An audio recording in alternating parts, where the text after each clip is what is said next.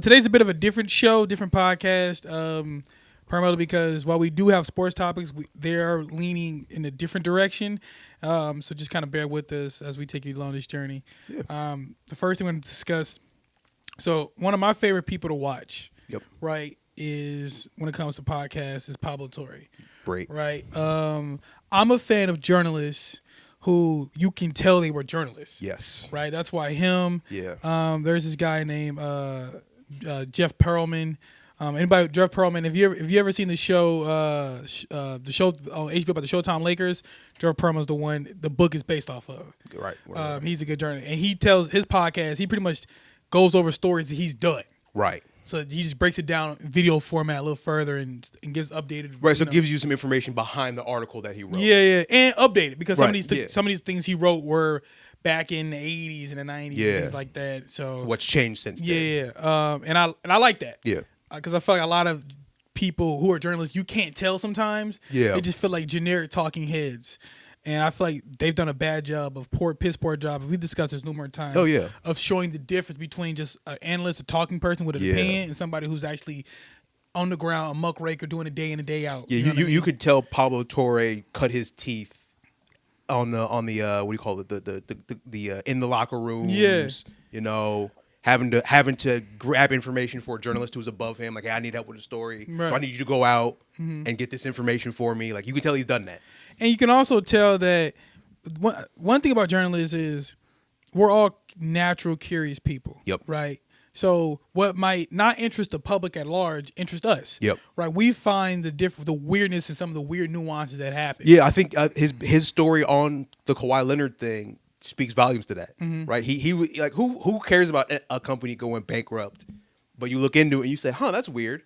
I recognize that LLC. Right? What's this LLC doing attached to this?" Or you recognize it from like him, like, oh, didn't they used to have their name on the Clippers thing? What happened to them? And you do your digging. You do your digging. Right. Same thing with the whole Jordan Hudson story with Bill Belichick. You know what I'm saying? So I said to say, so he drops another episode, and every time he drops an episode, it's like an event now. Like, it really is. It's What's Pablo talking about now? Even the people, I think it's also cool that he's gotten to a point where even the people sometimes he brings on are like, all right, what's going on today? What's the play, Pablo? Yeah, what you got for behind, me? What's behind door number one? So he did a story on Riley Gaines. Yes. And if anybody doesn't know who Riley Gaines is, she has been a huge on the political front these last couple years, especially in the conservative space. Has appeared on Fox News a bunch. She's a huge advocate as far as women's right in sports, particularly against anti-trans women being in sports. Yep. If you remember the trans swimmer, Leah Thomas. She was famously pretty much going up against her. So that's kind of where her journey starts. Right. In her anti-trans activism, if you want to call it that. And Pablo breaks that all down. Yeah. And so my huge takeaway from the story was, okay, what's because when it comes to writing, right, I don't want to say you want to always have a plot twist, but you always want to come from a angle that's surprising, catch people off guard, right? Yeah. You don't want to be. I shouldn't be able to read your story and know how it's going to end within the first couple sentences. Yes. I want to be like, oh, let me get. You know what I'm saying? Yeah, I want to be led on a little bit of journey, right? And I don't want to know where this journey is going necessarily. So, you get to it. Okay, where's he going with this? All right, okay, so she's she grew up conservative. All right, so she's with Trump. That doesn't surprise me. Yeah, it doesn't surprise me. Yeah, there's nothing that. So, but then he starts talking about the money. Yep. Yeah. And in the words of Stephen A. Smith, follow the money. money. If you have any questions about anything, follow the money. Yep. Follow the money to everything. And I think the biggest thing in the beginning of the video was the fact that he was able to get on record one of her teammates while she was at Kentucky, right? And the fact that the way her teammate described her, it's kind of like it's almost like a different contrast as the person she's dealing with now. Yep. Right. Yeah. So it speaks. Okay, what changed? Right. Because remember, we've all changed from college to now. Absolutely. Yeah, Hers absolutely. was so drastic and so quick. Yeah. It was quick. Yeah. And I think that was like my first word. Okay. Okay. All right. So she's different now, but People are changed from college. That's not some random. My conservative friend who was kind of chill in college, going full MAGA. That's kind of normal. Yeah, that's pretty normal. Right. So then we starts talking about, the amount of money she was getting, the speaking engagement, the fact that the fact that a lot of candidates across the U.S., regardless of the state they were in, were using her for campaigns. Yep.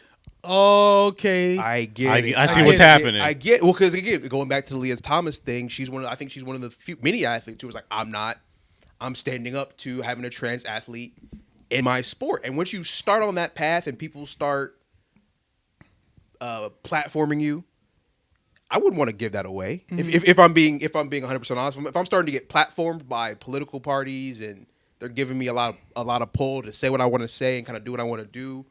Post college, I'm still being able to do this. I'm going full grifter. Yeah, I do it, and that's the thing. To me, it's not even about the platform because that matters too. But it's about the money behind the platform. The money behind the platform. Yeah, like you're getting funded. Oh, how much? And we know people. We know it's 2025. We know people will sell their soul for whatever. Absolutely, people will sell their own family up the river for a few. For a couple dollars and a bag of chips. Yeah, like they do it. So. That part is what I found interesting. Is the grifting part. Yeah. Right? Which is she did all of this. So first it begs the question of how sincere was the initial? How sincere are you? Yeah. Right? I was questioning that too. Because when I was just listening to them talk to the teammates, ex-teammates, but behind the scenes you have a coach who is sexually abusing your teammates there too, but you don't want to speak out on that. Right. That's crazy. Well, because especially when you position yourself as like this woman activist, that's the problem, right? So you're talking about speaking up for women, but you're protecting women athletes, well, in one vein and not in its entirety. It's a little sus. And for anybody who needs a little bit more context to what Austin just said, obviously you can't see Austin, he's off camera. Yeah, but so amongst all of this, it also came out while they were doing their due diligence. They were talking about Riley's coach at Kentucky. Yep. Right. And how at first it appeared that we were going to get that he was just a hard ass coach. Yeah. Breaking rules. Yeah. Doing there are other coaches in other sports who have been fault for the same thing. Some they're not supposed to practice. Yeah, practice, throwing chairs. Yeah. Physically and mentally. Verbally. Very Bobby Knight-ish. Yeah, Bobby Knight. Yeah, Bobby Knight type coaches. That's take it or leave it. I don't like coaches like that, but some people do. Right. But then it got worse. And then you start hearing about the verbal abuse goes further than it should. He's definitely approaching players in ways that he should not. And like you said, the sincerity of your message, when you learn about the other stuff that was going on, you claim to be a leader for your team in your book and in your story, but you don't call that out? And I think it's important to note that Riley Gaines, as far as we know, is not an quote-unquote feminist. No. It's not a quote-unquote women's quote-unquote activist. No. Riley Gaines appears to be strictly anti-trans. Trans, yeah, that's it. That's it. Right, that's her cause. So but a part of your messaging seems to want to pull on that a little bit, but not fully dive in. Right. Yeah. And the reason why this is important is because it came out that Riley Gaines' coach not only sexually assaulted or raped one of the players, but one of the coaches. Yeah. You know what I'm saying? Who so it's like, okay, Riley, and the reason why that's important is because Riley started to the rhetoric around the whole Leah Thomas situation and the rhetoric around how she felt around it started to increase over the years. Yes. It went from okay, you don't believe this athlete. It went from a fairness thing, right? It went to a safety thing, to a safety thing. To now you calling them predators. Yeah. And no disrespect, just to kind of use some parallel. The same rhetoric is anytime people start the same verbiage is used in all other aspects to scare. It's a scare tactic. It's a scare tactic. Yeah. They've used it with the LGBT community and large. So they use it with black people. In the 90s, Hillary Clinton called young black men. They say they were going to turn from criminals to super predators. Super predators, yeah. You know what I'm saying? So that phrase is always thrown out there to make people go, oh my God. Oh my gosh, I don't feel safe now. Yeah. And the truth, here's the thing with the whole trans thing, whatever side you land on, the truth of the matter is it's not it's not enough people Yeah. who are trans, Yep. who play sports, Yep.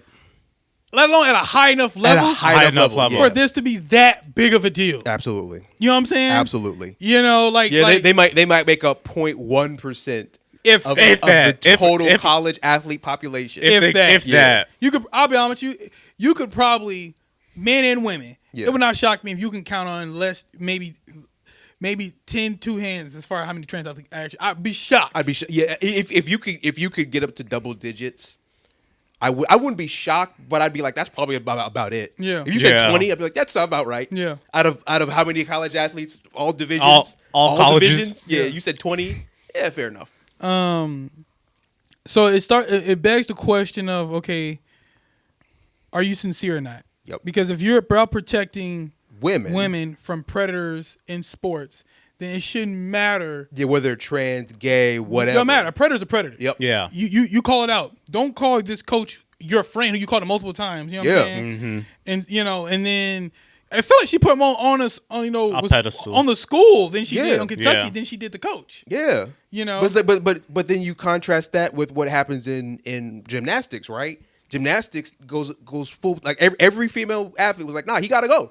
Yeah, Larry Nassar. Larry Nassar, Yeah. he gotta go. And every female athlete that he assaulted, they came out, and even the ones who weren't assaulted were like, no, we stand with them because we don't want him in our sport. Right. So how come gymnastics has the gumption and the balls to do what you, Riley, who claims to be a leader, can't? You can't even do it for one coach. And your organization, not to mention this is a guy who interacted with several Olympians. Come on now. Right. Like what are we doing? And again, it speaks to the whole grifting thing, right? It's this point, it feels like it's bigger than her, Yeah. right? Yeah. People saw the momentum she was having Yep. and seized an opportunity to spread their own, Absolutely. beliefs Absolutely. and rhetoric. Oh, okay, we can flip this into an entire Movement. anti-trans movement. Yeah. Right? So where was a fairness in sports is now just anti-trans across society in all aspects, Yep. which is what it's become.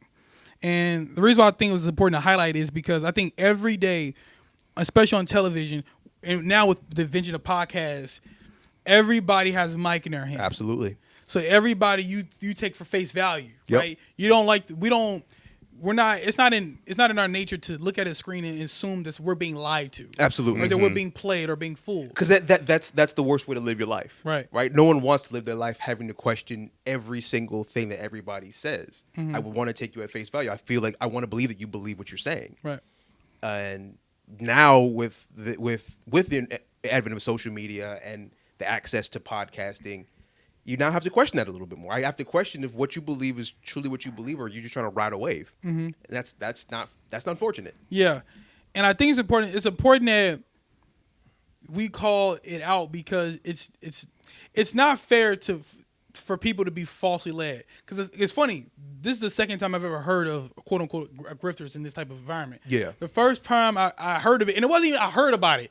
It was I read about it without knowing what I was reading. Yeah. And so I stumbled upon, I think it was like last year, 2 years ago. It was like a Reddit post or maybe an article. Okay. It was about Clay Travis.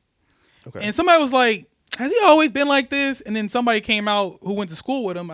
I don't know if it was at Vanderbilt. I forget which school he was at. But they were like, no.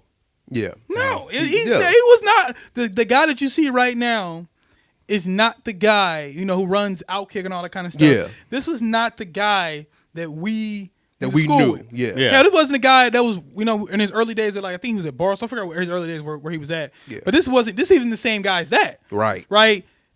I'm like, oh shit. Somebody's like, yeah. So he went to school in the South, football and stuff like that, but he was never how he is now. Right. Yeah. And it's like one day somebody and everybody started to agree. Okay, he saw the lane that lane he's in now. The lane that he's in now that provides him with financial stability, that provides him with a moment for him to shine in, that gives him everything that you could ever want for. That's what he latched on to. Yeah. And that's what makes you a grifter. When you weren't I believe like what's the like a Nick Fuentes, right? I believe in a Nick Fuentes. I believe that's just him all day. Same with Skip Bayless. Skip Bayless, yes. Yeah, that is who they are. Yeah. I believe that. Right. I don't believe, but when someone says, man, they weren't like this before, then that's when you got to be okay. So you're a grifter. That's a grifter. Right. When all of a sudden, if I came out tomorrow and I'm like I'm Dr. Umar, everyone is like, and I get a bunch of clout for it, and y'all come out and like that nigga was not like that. This nigga was not Dr. Umar 2.0. Right. It's like I'm a grifter. I'm just trying to use you for my own gain, and that's it. And so it also, I think we got to be careful with who, we got to do a better job of vetting people. Absolutely. Yeah. You know what I'm saying? Like everybody gets, it's like, all right, like let's do our due diligence here, right? Just because someone looks pretty and says stuff that I agree with. Yeah. Like, believe it or not, do they really though? Right. Do they really? Are they just telling me what I want to hear? Yeah, exactly. Are you just telling me what I want to hear? Is that what it is? Right. Or are you actually believe what I believe? Right. Do that due diligence to actually find out who this person is, what they stand for, what their platforms are.